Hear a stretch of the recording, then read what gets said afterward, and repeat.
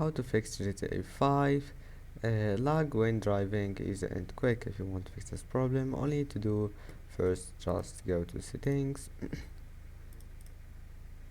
and once you're here, go to updates and security, and here we'll find Windows Update. Then just make sure to update your Windows, and after updating your Windows, just close this page, and then right click on your PC, go to NVIDIA control panel,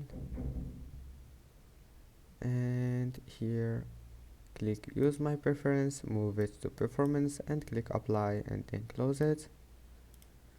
Now just after that, restart your PC to install the updates, and then just try, and you will find that your problem is fixed. And don't forget to open GTA 5 as an administrator. And that's it. Don't forget to like, and see you in the next video.